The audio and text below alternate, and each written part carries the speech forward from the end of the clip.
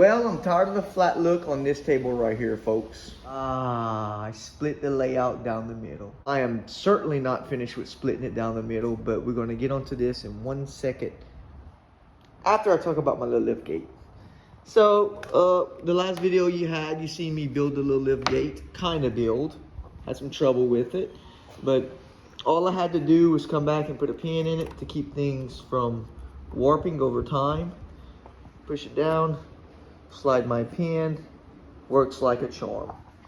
So that's the aspect of that lift bridge, folks. Now, I want to finish my blast furnace, but this has sidetracked me. And of course I wanted to lay the track into the blast furnace yard, but this again has sidetracked me. I wanted to go ahead and lay this part down into the back, but again, this has sidetracked me. So one might ask why I felt the need to split it down the middle. I wanted to give the illusion of a different world. So as is, when I'm doing my switching on the other side, I wanted to give myself more than one look. In other words, just me picking my head up and looking into an open layout and just see all my stuff, you know, that's okay, but for me, I wanted to give it like the train was leaving away from the scenes. Okay, that makes any sense. So for example, again, I'm switching on my layout over there. On this side, we have a different scene. On this side, I have a different scene. Of course, when the train comes around this loop, it completely disappears out the scene. So if I have another train coming up and this one is disappearing behind here, it gives it more like the train has left the building, so to speak, deal. So again, it was for the illusion of breaking this table up, and I was tired of the open space on this table. I think it looks pretty good. So always when I would come in here, especially in my videos, I can tell when I would shoot like this, it was so much of cornfield here, and I just did not like it. It was just not, it just did not sit right with me. And yes, I will put another sheeting on this side to give it one smooth transition so I can build seams here and seams here. The road's pretty much going to stay, I think. I'm just going to fill in around the gaps. You can see I had to cut out and lay these supports in, but I'm going to put some plaster in there and fill all that in nice and pretty. Kind of give the road a transition, you know. I could also build up to the road coming out. I just don't want to change a whole lot on it. I just mainly wanted this divider. This, I wanted to keep the yard, so when I switch on, so when I put some cars back in here, I could have another industry I'm coming to.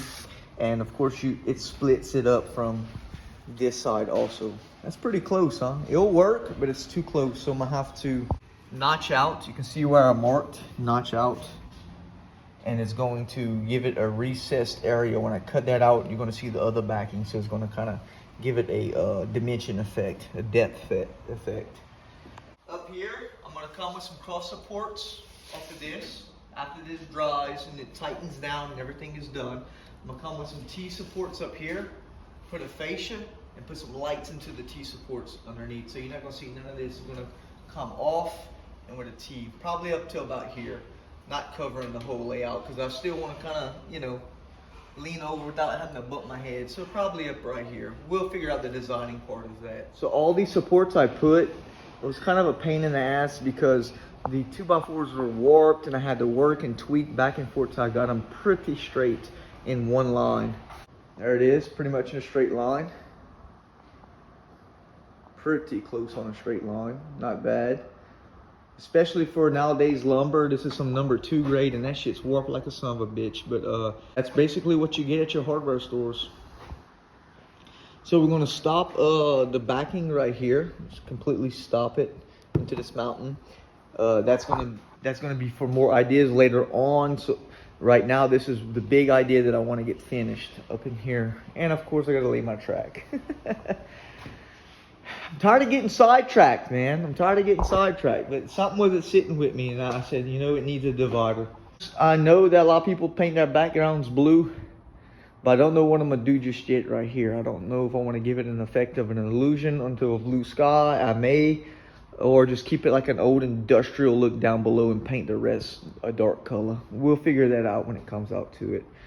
I want to be different. But I want it to look good. This is 1/4" Luan I used. I wanted to use light material. I could not get that, was it masonite or that cardboard, hardboard I call it, the brown one. The flexi one, I couldn't get that. Nobody has that in 40 miles around me. So I said, you know what, screw it. Just go with Luan. I have it here, and I'm gonna piece what I have and save a little money doing it. These screws I use are star screws, or 1-inch star screws to hold this in. So if I ever need to come back, I could just back the star screw out. That's the star screw.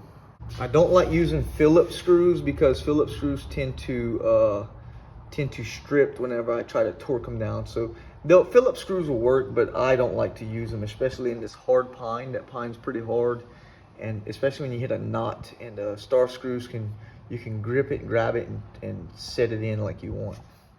So right now I got to get back to work on putting this other sheet here, start working on the other side, and begin to plan how I'm gonna do the T part at the top. So that's what I've been doing, folks, here at HO Powertrain. Leave a comment, ask questions, or whatever you want to know in the comment section below, and I can get back to you the best that I can.